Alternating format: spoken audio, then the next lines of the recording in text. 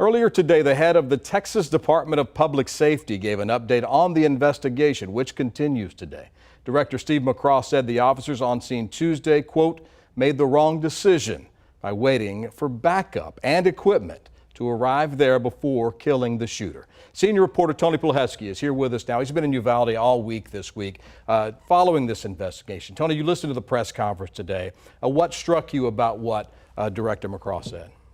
You know, Brian, all week the people of Uvalde felt as though authorities were maybe hiding or not getting to the full truth of what happened on Tuesday. And today they got some of those facts that were, I think for many of them, very, very difficult to fathom. But according to the head of the Texas Department of Public Safety, he did say that he believes that the incident commander, the head of the school district police department, that day made the wrong decision by treating what was unfolding inside one of those classrooms as not an active shooter situation, but instead a subject who had barricaded himself. According to Colonel Steve McCraw, officials have put together a timeline that shows that the shooter entered through a door that was left propped open by a teacher at the school. He entered around 11:30 in the morning. Initially, 7 police officers descended on the scene, but ultimately 19 police officers entered a hallway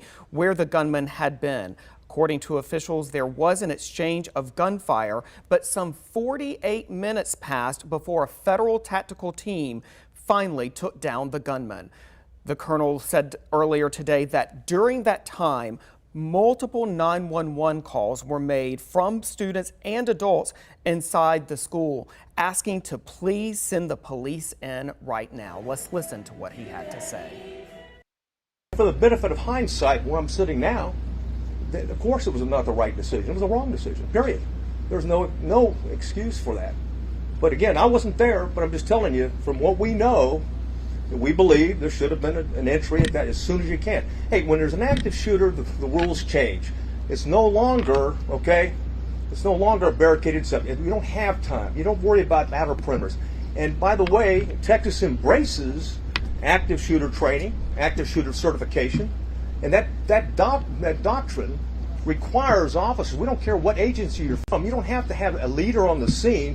Every officer lines up, stacks up, goes and finds where those rounds are being fired at and keeps shooting until the subject is dead, period.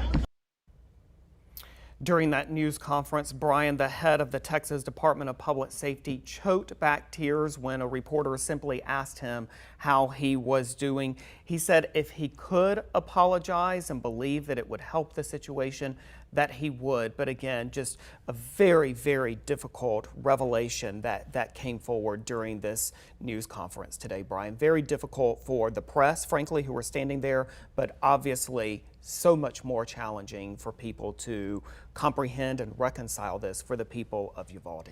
Real quick, you were there Tuesday. You've been there all week. What is the sense of the community there? Are they sad? Are they angry? Are they frustrated? What are the people there going through? It's a really good question. And, you know, after talking to so many people in the community all week, I think the answer to that question is that it's very individual. It depends on who that person is and how they're processing all of this. One observation that I will make, though, is that obviously on Tuesday in those first few hours, it was just utter shock. But as the week wore on and as people, the shock began to fade away, I think people were just absolutely overcome with a profound sense of sadness, wondering whether or not they will ever be the same and whether or not their town will ever be the same. And I think we know the answer. It's no. I think we do too. Tony, we thank you for your work this week. It's a difficult story. We're glad you were here to tell it for us. Of course, the story will continue. Thank you, Tony. Thank you, Brian.